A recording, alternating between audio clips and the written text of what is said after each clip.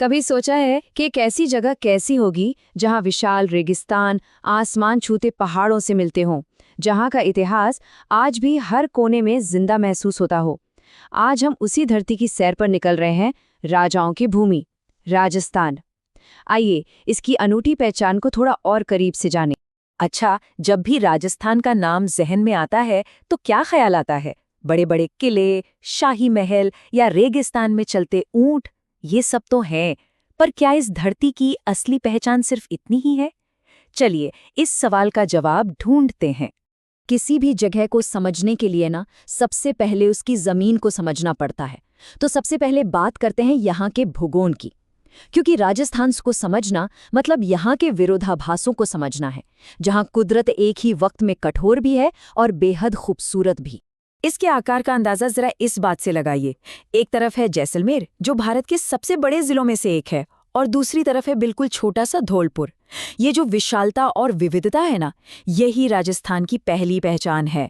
और इस विशाल जमीन का एक बहुत बड़ा हिस्सा है थार मरुस्थल। लेकिन ये सिर्फ रेत का समंदर नहीं है। समझिए कि ये वो कैनवस है जिस पर यहाँ के लोगों ने अपनी हिम्मत, अपनी सहनशीलता और अपनी जिंदादिली की कहानी लिखी है। और अब देखिए वो कमाल का विरोधाभास जो राजस्थान को सबसे अलग बनाता है।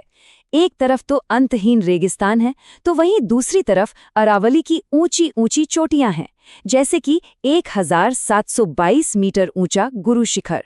यही तो है राजस्थान का असली चेहरा, एक ही फ्रेम में दो बिल्कुल अलग दुनियाएं।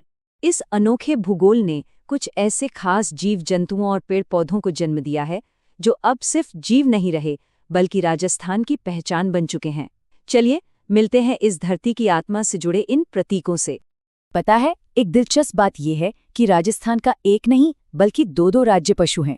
एक तरफ है चिंकारा, जो रेगिस्तान में रफ्तार और मुश्किल हालात में ढल जाने का प्रतीक है, और दूसरी तरफ है ऊंट, जिसे सब रेगिस्तान का जहाज कहते हैं और जो यहाँ के लोगों का सबसे वफादार साथी है।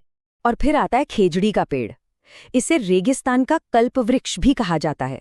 और ये सिर्फ एक पेड़ नहीं, ये अपने आप में एक पूरी जीवन रेखा है। इसकी गहरी जड़ें मिट्टी को कटने से बचाती हैं और इसकी पत्तियां भीषण गर्मी में भी जानवरों का पेट भरती हैं।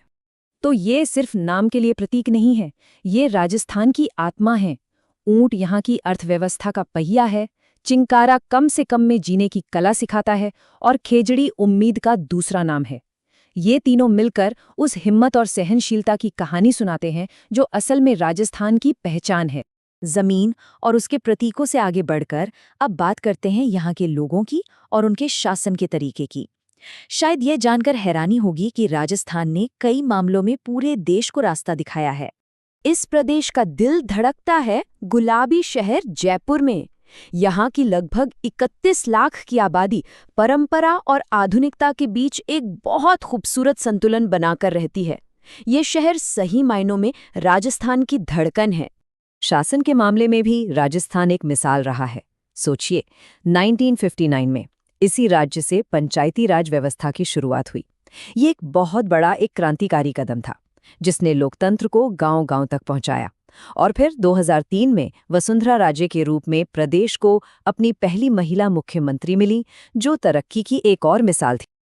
तो कहानी बिल्कुल साफ है, चाहे रेगिस्तान की रेत हो या शासन के गलियारे, राजस्थान ने हमेशा मुश्किलों को मौके में बदला है और आगे बढ़कर नेतृत्व करने का जज्बा दिखाया है। तो सवाल ये उठता है कि अपने इतने शानदार इतिहास और आज की इस ताकत के साथ राजाओं की ये भूमि भविष्य में कौन सी नई मिसाल कायम करेगी? और यही एक सवाल है जो राजस्थान को हमेशा दिलचस्प और प्रासंगिक बनाए रखता है।